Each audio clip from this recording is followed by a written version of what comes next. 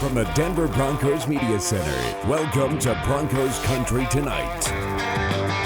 Welcome to Broncos Country Tonight. It is a wrap. Training camp in the books. Cowboys are in town.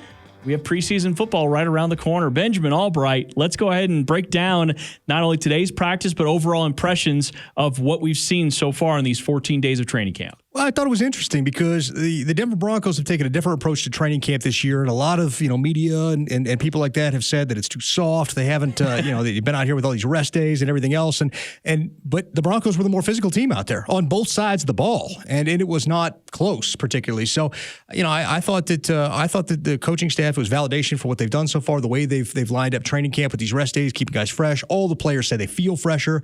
And I liked it out there. I thought the Broncos worked the intermediate and short game well in the offense. Didn't really get a right connection on the deep ball as much as I'd like to see, but you got a game to work that out still. Defensively, the pass rush was getting home, and I think that's for me, that's something that was of vital importance, because if your pass rush isn't getting home, the rest of it doesn't matter. And we've seen that the last couple of years where the Broncos haven't been able to generate turnovers. Bradley Chubb, Nick Benito, Baron Browning, those guys are getting home today. Yeah, and I know there was some skirmishes on the defensive side of the ball, not so much on the offense for the Broncos, but the defensive side of the ball. But some of that you almost wonder for the Broncos defense, who, once again, we've talked about a ton, is coming into this thing with a chip on their shoulder.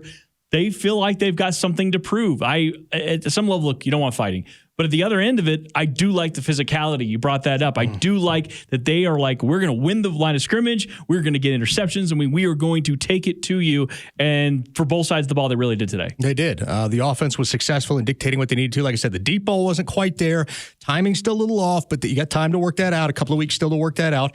But the intermediate and short stuff was there. And so that suggests that they're starting to getting the timing down. If you look at the overall, the defensive side of the ball, there were some good matchups there. It was a day that favored offenses because you weren't really allowed to tackle per se and get that violent with it. You kind of slowed guys up with kind of the wrap tackle rather than an actual, going out and blasting them. So there was a little bit of frustration, I think, in the secondary on both sides, the corners not being able to do stuff.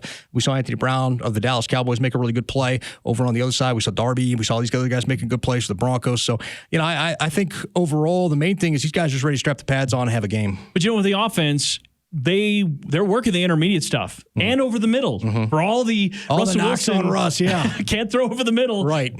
Lots of routes over the middle. And the Broncos offense really dominated the red zone period. That was the side of the ball I was staying on for most of the way. The offensive side of the ball, red zone, they were crushing the Dallas D. The defense is the same way. Defense didn't allow a single score in red zone drills. So things you'd like to see in an ideal world. So I thought that was good. Promising signs here. Not that Dallas is going to be the toughest team this year. No offense to Dallas Cowboys fans, but that team does not look as good as they've looked in recent years. And so interesting. It's going to be interesting to see the mid and down roster depth in this game. Don't think we're going to see the starters, but the mid and down roster depth, and we're going to get to see some of these guys we've talked about in camp that maybe a lot of the fans haven't seen yet, going to get their first chance to see them in game action. But one more point here on the Cowboys practice before we take a bigger overall look at training camp.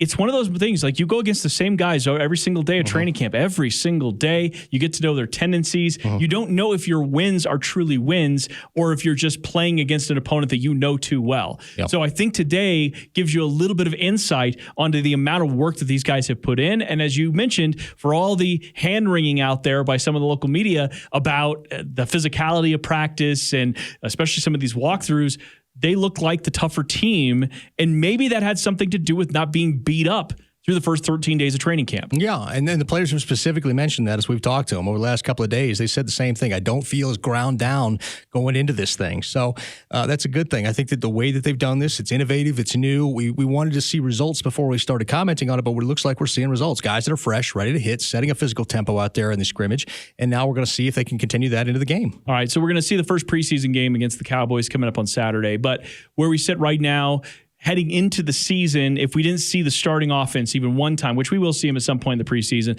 but if we didn't see them, how confident do you feel in the starting offense? How confident do you feel in the starting defense? I'm much more confident in the defense than I am the offense, but I'm confident in the offense. I've seen enough progression over the last week with this offense that the timing is really starting to come together. There's going to be some misfires. You're always going to have misfires at the beginning of the season. Once they get the deep ball down, they've got it. They've got the short stuff. They've got the timing and the tempo and the blocking. Outside of Josh Johnson holding the ball too long and an illegal guy downfield, they've got the timing and the the timing and the tempo and the blocking, especially in the screen game. They've got over the intermediate, Russ is hitting Alberto, crossing over the middle. So they've got that stuff down. The question now is, can they get the deep ball down? Once they get that down, I think they're set. Jerry Jeudy has turned into a bit of a security blanket for Russell Wilson in the waning points of training camp. I'm interested to see if that continues. He's using Cortland Sutton for some of those deeper shots, some of those tougher contested catch moments. But for Jerry Jeudy, when they're trying to get to the 2-minute drive going, he's looking his way a lot. Everybody talks about guys that Russ used to have, guys like Doug Baldwin or guys used to have like Tyler Lockett. But I've talked about Jerry Jeudy in a role that is often forgotten weapon of Russ Wilson's, and that's Golden Tate. Yeah. It was kind of a security blanket there for a while before things went sideways off the field, and they ultimately moved on from him. But, he's a guy that could come from the backside, put the ball in his hands, and let him create after the catch. And Jerry Jeudy has kind of been that guy for Russ ever since Tim Patrick's gone down. So it's good to see Jerry stepping into that. It's good to see him not putting the ball on the turf, and hopefully we can continue to see that going forward for Jerry Jeudy. Melvin Gordon's a little banged up right now, so that'll be something that bears monitoring, but Javonte Williams looks fantastic out there. Good. And he was just bursting through the line. He put a move on Micah Parsons today. Man, it was really cool to see. And Mike Boone is a very good complementary running back, and he catches passes out of the backfield. He can play special teams.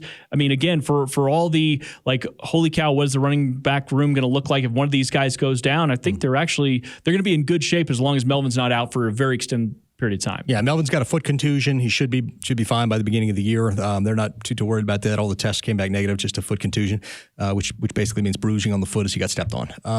As far as Javonte goes, one thing I saw today that made me jump up and clap is he let the blocking set up in front of him for the runs, and that by his own admission has been the problem for him. He just wanted to go at people like a sledgehammer. As soon as he starts to learn patience, vision, and letting that blocking set up, he is going to be absolutely lethal. And we've seen what he can do without technique, just bowling people over. Let that technique happen, and he's going to have huge days. And he said that was something that he wanted to focus on and work on, and that's something that we've seen, at least at this point during training camp. Back to the defensive side of the ball for the Broncos. We had a chance to chat with Nick Bonito. I'm really intrigued by the pass rush and the different ways they can throw pressure at opponents. And today we saw a lot of that happening. You mentioned it right off the top about how the defense was getting a lot of pressure. The defensive line, it seems like they're almost taking it personally, like everything that happens out there. But the pass rush specifically, Bradley Chubb's got a lot to prove. Baron Browning's in a bit of a new role. We haven't seen Randy Gregory, who we know wants to prove something out there. I'm sure he was having a tough time not being out there against his former team, but there's something really fun about the different ways that Ejiro Evero can dial up pressure this year. Yeah, and Randy Gregory, if his interactions with the Dallas media there as he was in street clothes on the sideline are any indication, he's got a lot to prove and is ready to prove it. The front seven looks like they've got the same thing going on. They've been charged with something. Hey, look, the pass rush hasn't been where it's needed to be for the last couple of years, and I think they've taken that personally, and we saw that today. The pass rush was the ones that were heated. They were the ones that were getting home. Some of the skirmishes, they involved the pass rush. They're on a mission. There's a chip on their shoulder, and you can see it out there. All right, so I guess the only thing that's left now is to talk about special teams and what that's going to look like. And the good news, I think, from the preseason is we do get a little bit of a sense. It's not 100%, but we do get a little bit of sense on at least the execution portion of it. And that's one thing that we're going to probably be keeping our eyes on in all 3 preseason games. Yeah, we definitely want to see how that works out. If guys are staying in the lane, tackling well, coverage units look good. The kicking game has been mostly good, and that's been anchored by Brandon McManus. I don't think we're worried about that. The punting game, a little bit of a challenge for Sam Martin as Corliss Waitman's been putting up some pretty decent punts out there. And, of course, they brought in 5 long snappers and tried them out the other day, so trying to give Bobin Moore a little push as well. So that'll be something to keep your eye on. But mainly the coverage unit. The return game, those will happen. They'll get there. But I'm more worried about the coverage unit. Don't be a liability. Start with that, and then we'll worry about the rest of it. All right, last thoughts on training camp as we put a wrap on this thing. And of course, our next episode of this will be breaking down the first preseason game. Overall thoughts, where are the Broncos right now? How does this training camp compare to others that you've seen for the Broncos and how you felt about the team?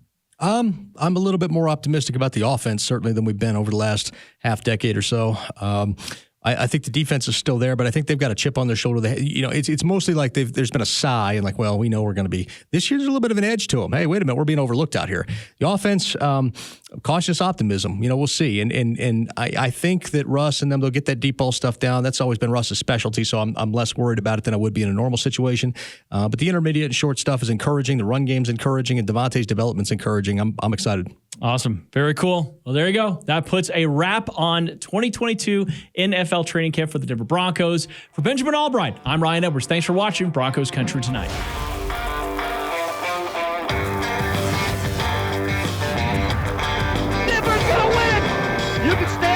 salute in Denver, and you got the world champions that live in your town.